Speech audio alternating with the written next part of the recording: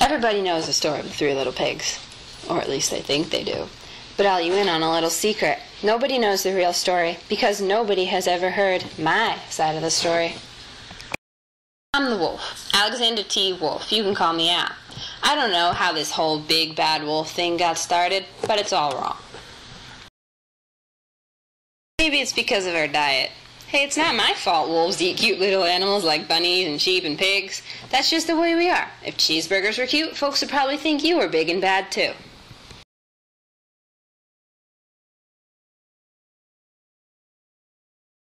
But like I was saying, the whole big bad wolf thing is all wrong.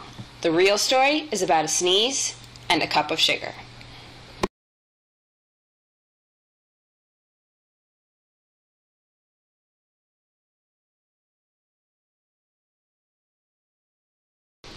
Way back in Once Upon a Time, I was making a birthday cake for my dear old granny.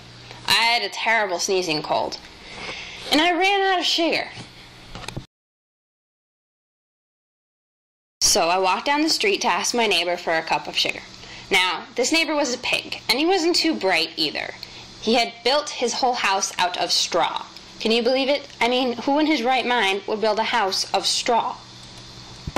So, of course, the minute I knocked on the door, it fell right in. I didn't just want to walk into somebody else's house, so I called, little pig, are you in?" No answer. I was just about to go home without the cup of sugar for my dear old granny's birthday cake. That's when my nose started to itch. I felt a sneeze coming on while I huffed and I snuffed and I sneezed a great sneeze. And you know what? That whole darn straw house fell down, and right in the middle of the pile was the first little pig. That is a doornail. He had been home the whole time. It seemed like a shame to leave a perfectly good ham dinner lying there in the straw, so I ate it up. Think of it as a big cheeseburger just lying there. I was feeling a little better, but I still didn't have my cup of sugar, so I went to the next neighbor's house. This neighbor was the first little pig's brother. He was a little smarter, but not much. He had built his house of sticks. I rang the bell on the stick house. Nobody answered. I called, Mr. Pig, are you in?" He yelled back, "Go away, wolf, you can't come in. I'm shaving the hairs on my chinny chin chin." I had just grabbed the doorknob when I felt another sneeze coming on. I huffed and I snuffed and I tried to cover my mouth, but I sneezed a great sneeze. And you're not going to believe it, but this guy's house fell down just like his brother's. When the dust cleared, there was a second little pig, dead as a doornail. Wolf's honor. Now you know food will spoil if you just leave it out in the open. So I did the only thing there was to do. I had dinner again. Think of it as a second helping.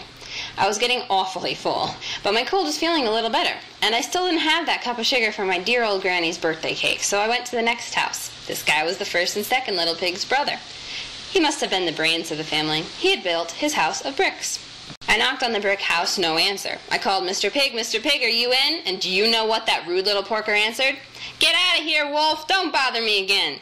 Talk about impolite. He probably had a whole sack full of sugar, and he wouldn't even give me one little cup for my dear sweet old granny's birthday cake. What a pig. I was just about to go home and maybe make a nice birthday card instead of a cake when I felt my cold coming on. I huffed and I snuffed and I sneezed once again. Then the third little pig yelled, "And your old granny can sit on a pin." Now, I'm usually a pretty calm fellow, but when somebody talks about my granny like that, I go a little crazy. When the cops drove up, of course I was trying to break down this pig's door, and the whole time I was huffing and puffing and sneezing and making a real scene. The rest, as they say, is history. The news reporters found out about the 2 pigs I had for dinner. They figured a sick guy going to borrow a cup of sugar didn't sound very exciting. So they jazzed up the story with all that huff and puff and blow your house down. And they made me the big bad wolf. That's it. The real story. I was framed. But maybe you could loan me a cup of sugar.